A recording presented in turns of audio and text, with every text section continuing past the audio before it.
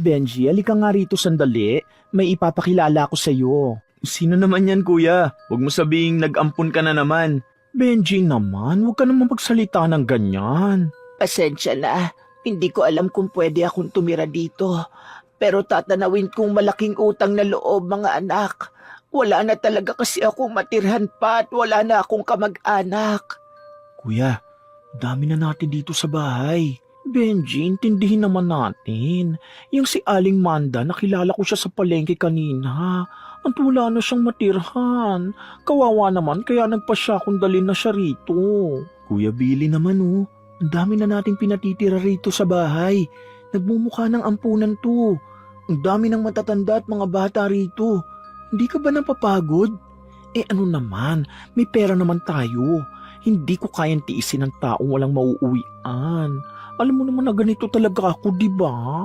Ayokong maranasan ng ibang naranasan ng mga magulang natin noon na tumira sa kalye hanggang sa lumaki tayo. Kilala na si Billy bilang baklang hindi marunong tumanggi kapag may nangangailangan. Hindi siya lumaki na marangya at lumaki siya sa kalsada. Ngunit nang tumanda siya at nagtagumpay sa negosyo, mas lalo siyang naging maawain at matulungin. Sa bahay nila, hindi na bago na maingay at magulo. Mga batang palaboy, mga matatandang namamalimos sa kalye. Lahat yun, tinanggap ni Billy na parang tunay na kamag-anak. Si Benji na kapatid niya, madalas kabaligtaran niya at praktikal. Mas maingat at prangka. Ngunit dahil mahal siya ng kapatid at kapag nakiusap si Billy, napapapayag din ito. Ngayon, isa na namang bagong mukha ang dadagdag sa tahanan nila. Yun ay walang iba kundi si Aling Manda. Kuya, hindi siya nagrereklamo ko Pero sigurado ka bang okay tong si Aling Manda? Mukha pa namang kaya niya magtrabaho sa sarili niya Ay naku, Benji, hayaan mo na ako. Saka may sakit si Aling Manda, kaya hindi pa siya makapagtrabaho. Yun ang sinabi niya sa akin, kaya ako siya kinupkup. Kawawa naman yung matanda. Kung ayaw nyo, aalis na lang ako, mga anak. Hindi ko kayo gustong abalahin pa dito sa bahay ninyo. Hindi naman po sa ganoon, Aling Manda. Pero kasi... Huwag ka na mahiya, Aling Manda. Dito ka muna. Maayos dito at kahit papano may matitiran at makakain ka. Kung ano kakainin namin dito, yun din ang kakainin nyo. Kaya huwag na kayong mag-alala. Maraming salamat talaga. Hindi ko alam kung paano ako magsisimula ulit at malaking bagay na ito sa akin. Kuya, saan mo ba nakita to si Aling Manda? Sa palengke nga. Nakaupo lang siya sa gilid at basang-basa. Dahil umulan kaya naawa ako. Hindi talaga kaya ni Billy ang makakita ng taong naghihirap. Tila automatic sa kanya ang mag-alok ng tulong. Ilang beses na rin siyang napagalitan ni Benji dahil sa sobrang pagiging bukas palad. Ngunit hindi yun nagbabago. Ang bahay nila ay malaki, maaliwalas at halos kalahati nito ay ginawa talaga ni Billy bilang tirahan ng mga inampon at tinulungan niya sa nakaraan. May mga batang nag-aaral na ulila na dati niyang kinukupkup. May mga nangangalakal dati na ginawang hardinero at 2 alin na tumutulong magluto at maglinis noon pa. Para kay Billy, mas masarap kumain kapag may kasalo at mas masarap ang buhay kapag may natutulungan. O siya, Aling Manda, dito ka na muna sa guest room. Malinis dito, may kumot, may electric fan at may cabinet. Billy, sobra-sobra na to. Parang hindi ako sanay sa ganito kagandang kwarto. Kuya, baka bukas 10 tao na naman ang madagdag dito sa bahay naku, tumigil ka nga, Benji. Kaysa naman matulog sila sa kalsada. Dito na lang. Wala namang gumagamit nitong kwarto. Pasensya ka na kung istorbo ako. Ayos lang naman sa akin kahit sa sala na lang ako matulog, mga anak. Hindi ka istorbo. Mas masaya kapag marami tayo dito. Kaya ituring niyo po itong bahay niyo. Huwag kayong mahiya. Pagpasensyahan niyo na itong kapatid kong si Benji, ha? At talagang ganito lang siya magsalita, Aling Manda. Una, ganito talaga ako magsalita. Pero sana kuya, mag-isip ka rin paminsan-minsan. Habang inaasikaso ni Billy si Aling Manda, si Benji naman ay lumabas sa sala. Napakamot siya sa batok. Medyo dismayado ngunit hindi naman siya masamang tao. Alam niyang may mabuting puso lang ang kapatid niya, ngunit sobra nga lang.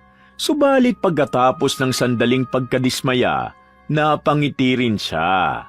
Kahit kailan hindi nagbago si Billy. Kahit bakla siya at madalas pinagtatawanan dati sa barangay, siya ang pinakamatapang, pinakamasipag at pinakamaawain. Marami siyang naabot dahil sa tiyaga at talino, ngunit hindi kailanman nawala ang pagmamalasakit sa kapwa. Kaya kahit pa ilang beses nang nawala ng pera si Benji dahil sa mga inampon ng kuya niya, alam niyang walang masama sa totoong kabutihan. At kung minsan, yun ang nagpapagaan ng buhay nila. Magulo ang bahay, ngunit masayang presensya ng mga taong tinutulungan ni Billy. Kuya, may papaluto ka ba mamaya? Parang dumami tayo ngayong araw eh. Oo, ganun talaga. Magluluto na lang ako mamaya ng sopas na makakain si Aling Manda. Nako, wag niyo na akong alalahanin, Billy. Hindi ko alam kung paano ko mababayaran lahat ng ito. Naku, Aling Manda, hindi nyo naman po kailangan magbayad eh. Basta masaya kayo, masaya na rin ako. Alam mo kuya, minsan naiisip ko, paano kung maisipan mong ampunin pati buong barangay? Kung kaya ko, bakit hindi? Hindi ko alam kung paano ko napunta sa inyo. Pero salamat talaga, mga anak. Inoobserbahan ni Billy si Aling Manda. Maputla ang balat, payat at halatang matagal nang walang kumakalinga. Sa isip-isip ni Billy, hindi dapat ginagawang malaking issue ang pagtira ng isang taong walang matitirhan. Marami silang extra rooms, malaki ang kita ng negosyo niya at kayang-kaya niyang magpakain ng mga taong hindi niya kadugo. Wala siyang balak magtanong ng nakaraan ni Aling Manda at para sa kanya, mas mahalaga kung saan magsisimula ang isang tao, hindi kung saan ang galing. Naisip niyang baka kaya may bahagyang ilap sa mata ni Aling Manda ay dahil sa bigitong magkaroon ng tahanan. At kung ang bahay na ito ang magiging simula, ay bukas ang pinto niya. Sige na, Aling Manda, magpahinga ka na muna. Tatawagin na lang kita mamaya pagkakain na, ha? Naku, kung may maitutulong ako, sabihin niyo lang. Pwede kang tumulong maghiwa-hiwa ng gulay mamaya. Wag na. Hayaan mo magpahinga muna si Aling Manda, Benji. Ayos lang, Billy. Gusto ko rin naman yung may ginagawa. Kuya, baka gusto mo rin akong paupuin. Pagod na ako buong araw eh. Tumigil ka nga, Benji. Ikaw tumas bata at walang ginagawa, no? Oo na. Naku, kailan kaya ako babalik sa trabaho ko sa Japan nang makalanghap man lang ng sariwang hangin? Sumapit ang hapunan, sabay-sabay silang kumain. Maingay, magulo, ngunit masaya tulad ng nakasanayan sa bahay nila. Maging si Billy ay galing sa hirap at naranasang tumira sa kalye, kaya hindi bago sa kanya ang kwento ng mga ito. Ngunit may kakaibang lungkot sa mata ni Aling Manda na hindi pa niya mabasa. Hindi niya na yun natanong. Alam niyang darating ang araw na kusang sasabihin ng Ali ang pinagdadaanan nito. Pagkatapos kumain, nagligpit si Benji. At si Aling Manda ang nagpunas ng mesa. Si Billy naman ay napaupo sa sofa. Pagod man, ngunit kontento. Para sa kanya, ang bahay ay mas gumagaan kapag may bagong buhay na gustong magsimula ulit. Wala siyang ideya sa laki ng bagyong paparating na ang kabutihang ipinakita niya ay pagmumula ng isang matinding pagsubok. Isang araw, Billy, ako nang bahala sa pagluluto, ha? Hindi na kayo dapat naghihirap dyan sa kusina. Wala naman akong ginagawa kaya mula ngayon, ako na ang bahala. Naku, Aling Manda, hindi naman po kami nahihirapan. Sanay naman kami dito. Pero sige po, kung gusto niyo pong tumulong. Naku, baka hindi niyo po kayang iluto to, Aling Manda. Ay nako, Benji, hayaan mo ko. Masarap ako magluto. Hindi nyo pa natitikman ang specialty ko. Aling Manda, gusto niyo po ba ng tulong? Pwede ako maghiwa ng gulay. Hindi na, baka maiba ang sukat. Ayoko pa naman na iniistorbo ako. Kaya ako na ang bahala sa lahat. O siya, sige. Titikman namin yung specialty mo, Aling Manda, ha? Nang sumunod na araw na yon, ramdam agad sa bahay ang pagbabago ng bawat galaw ni Aling Manda. Kung noong unay mahiyain pa ito at parang hindi sanay sa malaking bahay, ngayon ay parang siya pa ang may-ari. Lahat ng sandok, lahat ng kawali, pati asin at toyo ay gusto niya hawak niya. Hindi rin siya makontento sa simpleng pagluluto at kailangan siya ang bida. Kailangan siyang magluluto ng lahat lalo na para kay Billy. Kapag si Dina o si Benji ang kumain, wala siyang pakialam. Ngunit pag si Billy ay sobrang alaga niya. Kuya, konti na muna ang kainin mo, ha? At nagda-diet ka, di ba? Ay, grabe ka. Masarap kaya ang amoy ng niluto ni Aling Manda. Ang bango, oh. Kuya Billy, baka gusto mong tikman din tong niluto ko kagabi. Ininit ko lang to ng konti kaya masarap pa rin to. Ay hindi na kailangan. Ito ang kakainin ni Billy. Kain na, Billy. Yan ang masarap at niluto ko yan para sa'yo. Aling Manda, dami naman nakahain. Baka sobra-sobra na yan. Hayaan mo, Benji. Alam ko na ang paborito ni Billy. Napakasipag niya kaya deserve niya ang espesyal. Naku, salamat ha. Pero hindi naman kailangan espesyal. Basta masarap kahit simple lang okay na sa akin, Aling Manda. Hindi, Billy. Iba dapat ang pag-aalaga ako sa'yo. Aling Manda, bakit po dinamihan niyo ng asin? Ay, huwag ka na magreklamo. Kumain ka na lang dyan. Sa bawat araw na lumilipas, lalong kumukunot ang noo ni Benji habang pinagmamasdan si Aling Manda. Kahit anong pagkain ang lutuin nito, si Billy lang ang inuuna. Si Billy lang ang gusto niyang pinagsisilbihan. Ngunit ang problema, hindi masarap ang luto. Minsan, malabnaw ang sabaw, maalat ang adobo at napakarami kung maglagay ng mantika. Subalit dahil ayaw ni Biling mapahiya ang ale, pilit pa rin niyang inunguya ang mga niluluto nito. Kuya, di talaga masarap. Hayaan mo na, Benji. Hindi lahat ng pagkain kailangan perfect. Basta may puso ang nagluto, ayos na yan. Kuya Billy, baka gusto mo ng sardinas na lang. Alam ko po kasing bawal sa inyong maalat eh. Hindi niya kailangan yan, Dina. Ako nagluto niya, no? Kain ka na, Billy. Walang bawal-bawal basta masarap ang luto ko. Oo na, kakain na ako, Aling Manda. Naku, nakakataba naman ng puso at palagi niyo akong pinagluluto. Sige na, kumain na tayo. Lalamig na itong pagkain, oh. Kukuha na lang ako ng sardinas ng magkalaman ng tiyan ko. Benji, tumigil ka nga. Nakakahiya. Aling Manda, baka naman pwede kami ang magluto minsan. Hindi na kailangan. Ako na ang bahala. Basta si Billy masaya, masaya na rin ako. Hindi maitatanggi na may kakaiba sa kilos ni Aling Manda. Sa unang tingin ay para siyang mapagkalinga. Ngunit habang tumatagal, may kapansin-pansing ugali na ang gusto niya lang lagi, siya ang bida. Siya ang gumagawa ng lahat para lang mapansin ni Billy. Sa loob ng bahay, siya rin ang unang nauupo sa sala. At siya ang dapat laging may hawak ng remote sa TV. Walang kahit sinong makakapanood ng ibang palabas maliban sa gusto niyang panoorin. Aling Manda, manonood po sana kami ng news ni Kuya Benji. Mamaya na. Ito na munang pinapanood ko at maganda ito. Aling Manda, isang oras ka na dyan eh. At ano ngayon? Kayo ba ang unang umupo rito? Ako, di ba? Oo, kalma lang kayo. Pwede namang salitan kayo dyan sa panunood. Hindi nga nagpapahiram yan ng remote eh. Benji, konting pasensya. Matanda na si Aling Manda. Pagbigyan na natin. Kuya Billy, gusto ko rin po sanang manood ng palabas na paborito ko. Hindi pa tapos ang episode ko. Mamaya na kayong lahat. Kuya, Kailangan mo na yatang kausapin si Aling Manda. Parang hindi na to tama eh. Bahay natin to. Hayaan nyo na. May pinagdadaanan lang siguro si Aling Manda at gusto niya maglibang. Kasama sa pagiging mabait ni Billy ang napakahabang pasensya niya. Kapag pinagagalitan si Dina, ipinagtatanggol niya. Kapag napipiko naman si Benji, pinapakalma niya.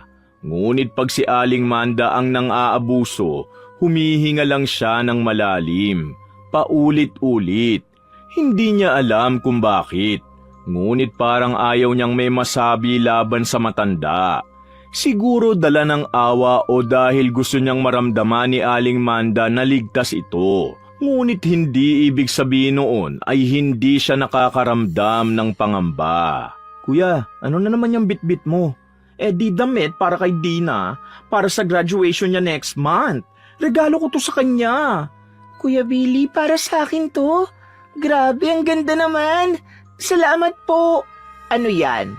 Damit po para kay Dina, para may susuotin siya sa special day niya. At bakit mo naman siya binilhan? Ha? Bakit hindi? Natuwa kasi ako sa kanya at magtatapos na siya sa high school. Kung tutusin, hindi lang sana damit ang regalo ko sa kanya eh. Oo nga naman, pinaghirapan niya yun. Masipag na bata si Dina kaya deserve niya yan. Dagdagan mo lang ng bagong cellphone, kuya. Aling Manda, gusto niyo pong suot ko? Sandali po at isusukat ko. Wag na, hindi na kailangan. Aling Manda, bakit parang hindi ka masaya? Wala, pagod lang ako. Pagod? Umupo ka lang naman buo maghapon pagkatapos mo magluto ah. Hindi mo naiintindihan, Benji. Nakakapagod maging matanda. Naku, magpahinga ka na muna sa kwarto, Aling Manda. Sige, wag niyo muna akong istorbohin. Kuya, nagdabog na naman oh. Hayaan mo na, sensitive lang si Aling Manda. Kuya Billy, okay lang po kaya siya? Oo naman, Dina. Pabayaan na muna natin siya. Baka emotional lang. Saka matanda na siya kaya siguro mabilis siyang mapagod. Ngunit ang hindi nila alam, sa loob ng kwarto, si Aling Manda ay nakaupo sa gilid ng kama at mariing nakapikit. Hindi siya pagod, hindi siya emosyonal, naiinis siya, naiinggit siya. Nangihinayang siya kung bakit laging may regalo si Dina. Bakit laging si Dina? Dahil babata pa si Dina at siya ay matanda na? Kuya, hindi mo pa rin talaga napapansin? Ano ba kasing sinasabi mo, Benji? Kuya, lagi siyang nasasaktan pag may regalo ka sa iba. Laging galit pag hindi siya pinapansin. Tapos lagi nagtatampo pag hindi siya ang inuuna mo. Benji, matanda na si Aling Manda. Sensitive ang mga matatanda. Kuya Billy, may naririnig po akong umiiyak sa kwarto ni Aling Manda. Ha? Sige, titignan ko. Huwag na, kuya. Pamilya tayo rito. Kaya kung may problema si Aling Manda, kailangan ko siyang kausapin. Baka sakaling gumaan ang loob niya. Kuya Billy, sana maging okay ang lahat. Sana nga, pero kuya, iba ang kutob ko ah. Jesus, ano ba yung sinasabi mo? Kung ano-ano na lang iniisip mo. Sa puntong yun, wala pang nakikita si Billing masama. Para sa kanya, ang problema ay maliit lang. Normal ang tampuhan, normal ang selosan. Hindi niya alam na ang simpleng tampo ay unti-unting nagiging galit. Ang galit ay unti-unting nagiging inggit. At ang inggit ay unti-unting nagpapabago ng ugali at isip ng tao. At hindi rin alam ni Billy, habang tumatagal, si Aling Manda sa kwarto ay mas nagdidilim ang mga iniisip nito. Hanggang sa isang araw, Benji, parang ang bigat ng dibdib ko. Ang hirap huminga. Ano ba naman yan, kuya? Ilang araw na yung ubo mo ah. Kuya Billy, gusto mo po ba ng salabat? Gagawan ko po kayo. Wag na, ako na ang gagawa ng salabat para kay Billy. Aling Manda, huwag niyo naman pong tampalin ang kamay ni Dina. Ako na nga ang gagawa ng salabat para kay Billy. Hindi si Dina. Kahit kailan talaga sumusulpot ang batang yan. Huwag na, Aling Manda. Salamat na lang. Ipapahinga ko na lang ito. Nako, Billy, hayaan mong alagaan kita at ito lang ang magagawa ko sa'yo. 1 linggo na ang nakakaraan mula ng unang maramdaman ni Billy ang kakaibang sakit. Nagsimula lamang ito sa simpleng pagkahilo at ubong hindi mawala-wala. Akala nila simpleng trangkaso lang, subalit habang tumatagal, mas lalo itong gumagrabe. Minsan sa hapon, bigla na lamang siyang nanginginig at madalas na uubo ng may kasamang matinding pagkirot sa lalamunan. Kahit si Benji na dati lagi pa nagbibiro sa kapatid, hindi mapalagay. Napapansin niyang lumalamlam na ang mukha ni Billy at parang napapagod kahit wala namang ginagawa. At sa gitna ng lahat, si Aling Manda naman ay sobrang aalalay, sobrang concern, sobra para hindi mapansin. Ngunit kahit papano, napansin niyo ni Benji. Kuya, bakit ganyan ang kulay ng plema mo? Hindi na normal yan Parang dugo na yan Ewan ko ba, parang ang kati sa loob ng lalamunan ko. Kuya Billy, may nakita po akong parang puti sa tissue. Puti? Anong puti? Parang gumagalaw po. Ay nako, baka hibla lang yan ng tissue. Huwag niyong intindihin. Benji, tingnan mo nga. Kuya, hindi to hibla. Uod to. Doon na nagsimulang kabahan si Benji.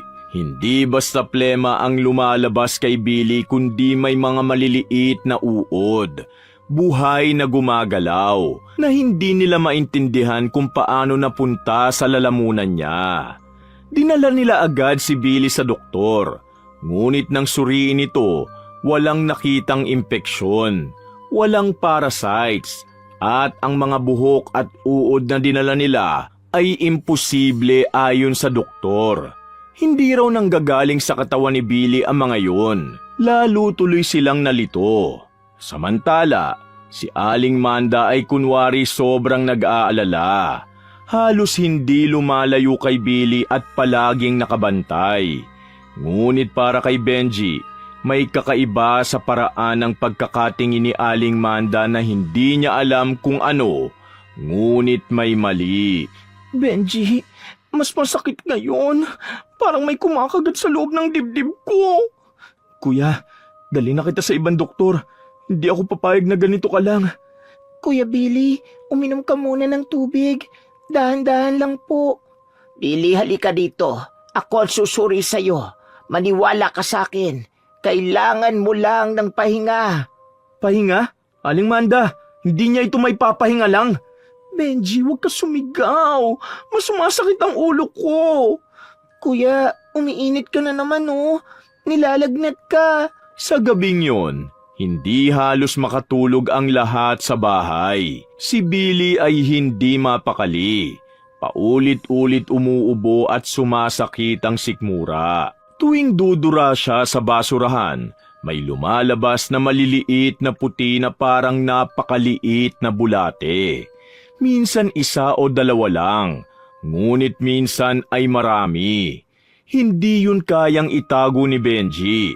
Kinabahan siya ng sobra. Si Dina naman, halos maiyak na sa takot. Si Aling Manda, wala sa tono ang pag-aalala at sobrang lambing at sobrang dikit kay Billy. Halos ayaw papalapitin si Benji. Para bang gusto niya na si Billy ay nasa ilalim lang ng kanyang pag-aalaga. Kuya, umiihi ka ba ng maayos? Oo, pero masakit. May kumikirot Aray! Kuya Billy, baka kailangan mo na talagang ma-confine. Ayoko, wag muna. Saka kailangan natin magtipid sa ngayon at humina ang kita ng negosyo. Kuya, hindi itong oras magtipid. May mga uod nang lumalabas sa katawan mo. Saka hindi ka nga nangingimay gumastos para tumulong sa iba Benji, wag mong pagalitan si Billy. Wag mo siyang ini-stress. Ayoko sa ospital. Gusto ko dito lang. Mas kampante ko Diyos ko naman, kuya. Kinaumagahan, napasigaw si Billy sa banyo at narinig yun ng lahat. Nang tumakbo sila, nakita nilang halos nanginginig si Billy habang may itinuturo sa inidoro. Sa ihi niya, may mga maliliit na puting uod, buhay at gumagalaw. Halos mapasigaw si Dina sa takot. Si Benji ay halos mawala ng kulay sa mukha. Ngunit ang pinakakapansin-pansin sa lahat ay si Aling Manda. Nakatakip ang kamay niya sa bibig. Kunwari nagulat ngunit kita sa gilid ng mata niya na hindi siya gaanong nag-aalala. Kung tutuusin, parang alam na niya na mangyayari yun. Subalit hindi ito napansin ni Billy dahil halos mawalan na siya ng malay sa sakit. Kuya, tama na to. Dadali na kita sa ospital. Ayoko na makipagtalo. Benji, magpapahinga lang ako. Baka gumaling pa to. Kuya Billy, hindi na po normal yan. Hindi na talaga. Billy, dito ka na lang. Mas panatag ka dito kaysa sa ospital. Aling Manda, itigil mo nga yan. Hindi ka nakakatulong. Benji, wag mo siyang sigawan. Ang bigat ng ulo ko. At saka parang may gumagalaw sa loob ng kalamnan ko. Kuya, huwag ka na magsalita. Huminga ka lang ng dahan-dahan. Lumipas ang araw at buong magdamag nagising si Benji habang minamatyagan si Billy. Halos hindi na kumikilos ang kuya niya at ang dating masayahing boses parang nawala. Nakaupo lang si Aling Manda sa gilid ni Billy. Hawak ang basang bimpo at kunwari inaasikaso ang bawat pag-ubo nito. Subalit sa bawat dampi niya ng bimpo sa noo, hindi mapigilan ni Benji ang makaramdam ng kakaibang kaba tungkol kay Billy. Bakit tuwing lalapit si Aling Manda ay parang mas nasasaktan si Billy? Bakit tila kumakalma lang ang kuya niya kapag siya o si Dina lang ang naroon? Hindi pa niya alam ang sagot, subalit malinaw na sa kanya na may mali. Benji, sumasakit din ang tiyan ko. Kuya, dahan-dahan lang. Hinga lang. Billy, halika dito at hihilutin ko. Maiibsan yan. Hindi, ako nang bahala. Umupo ka na lang dyan, Aling Manda. Bakit ba? Anong problema mo? Benji, huwag na kayong mag-away. Mas sumasakit pag maingay eh. Habang lumalalim ang gabi, mas lalo pang naging matindi ang sakit ni Billy. Parang may kung anong gumagalaw sa loob ng sikmura niya. Para bang may kumikislot. Sinusubukan niyang tiisin ang sakit, ngunit habang tumatagal hindi na niya mapigilang mapahiyaw. Si Benji ay tumakbo agad sa kanya. Hahawakan ang kamay niya at pipilitin siyang huminga ng malalim. Si Dina naman, kahit natatakot, tumutulong magdala ng tubig at gamot. Samantalang si Aling Manda, nakaupo lamang. Tahimik ngunit hindi alam kung bakit parang may kakaibang ngiti sa labi niya tuwing tatalikod sila. Isang ngiting mabilis niyang tinatago kapag may nakatingin. Kuya, bukas na bukas din pupunta na tayo sa ospital. Hindi na ako papayag na tumagal pa tong nararamdaman mo. Benji, salamat ha. Pero huwag kang mag-alala. Baka bukas gumana to. Kuya Billy, huwag mo na kaming pangunahan. Kahit ngayon lang. Nag-aalala na kami sa'yo, kuya. Matulog na kayo. Ako nang bahala kay Billy. Babantayan ko siya buong gabi. Hindi. Ako magbabantay sa kanya. Umalis ka na muna, Aling Manda. Kaya ko na to. Bakit ba parang pinagtatabuyan mo ko? Gusto mo rin bang magkasakit? Ano? Benji, tama na. Masakit na. Masakit. Ha? Kuya Billy, Diyos ko. Ang dami mong sinukang puti-puti. Halos hindi na makatayo si Billy. Bumagsak siya sa sofa at mabilis na sinalo ni Benji. Nang hawakan niya ang ulo nito, naramdaman niyang sobrang init nito na parang naglalagablab. Halos hindi na makapagsalita si Billy. Halos pabulong na lang ang bawat salita. Si Benji naman, hindi alam ang gagawin ngunit isa lang ang malinaw. Hindi niya na kayang panoorin pang mas lumala ang kalagayan ng kapatid niya. Si Dina ay palingalinga at halatang natatakot. At si Aling Manda nakatayo lang sa gilid, tahimik at walang reaksyon. Parang hindi nagulat, parang alam na niya ang mangyayari. Sa gabing yun, hindi pa alam ni Benji ngunit nagsisimula na ang pinakamatinding unos sa buhay nila. Kuya, liga na! Dadalhin na kita ngayon din sa ospital! Sandali. Bigyan mo ako ng konting oras, Benji. Kuya Billy, natatakot na kami. Ang hina mo na.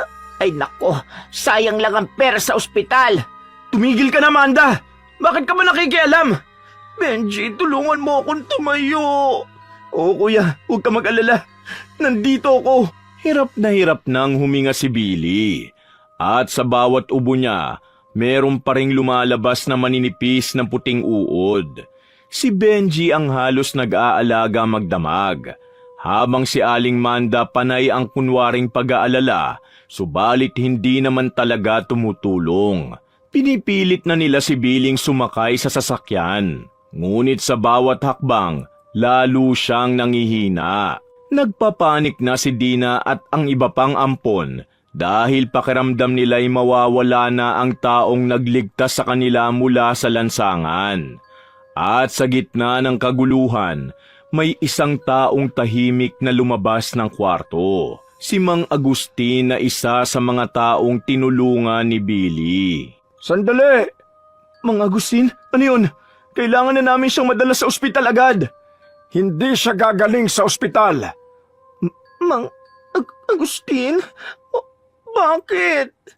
Ano pong ibig niyo sabihin?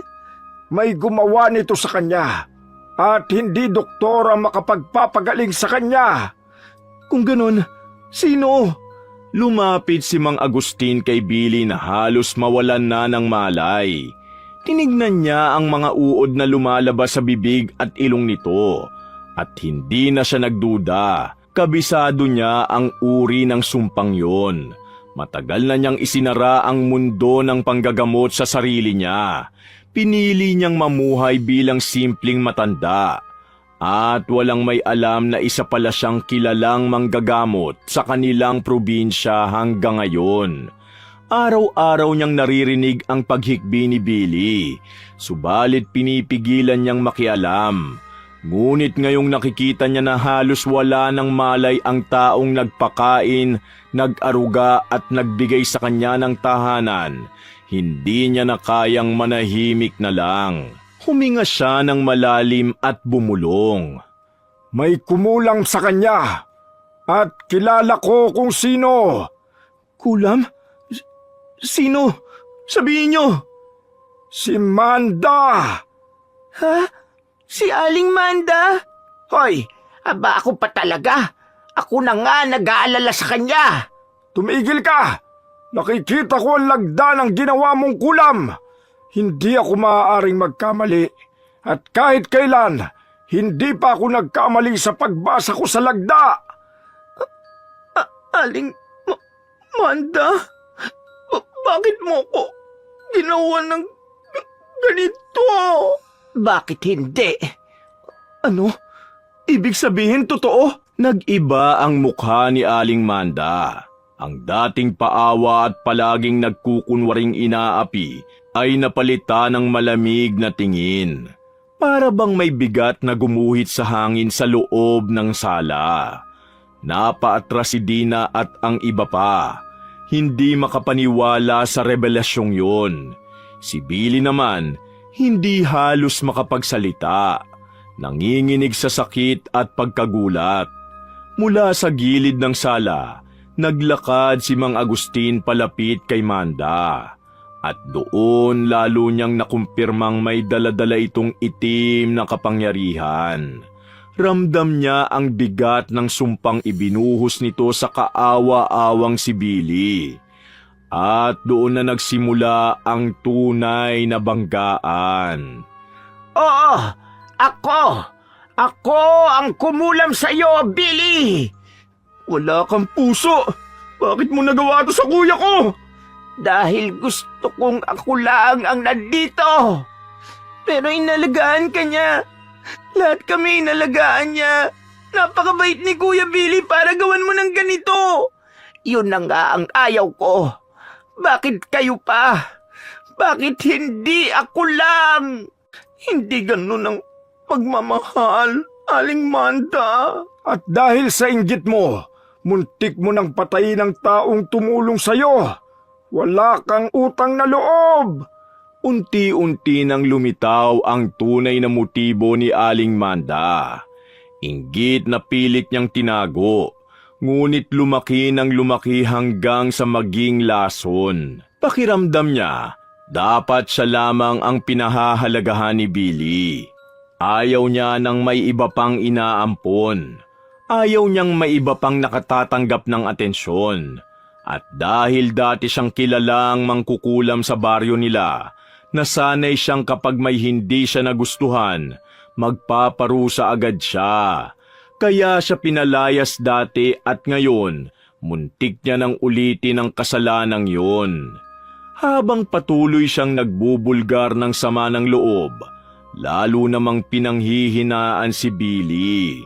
Kaya agad kumilo si Mang Agustin. Ilapag niyo siya! Gagamutin ko na!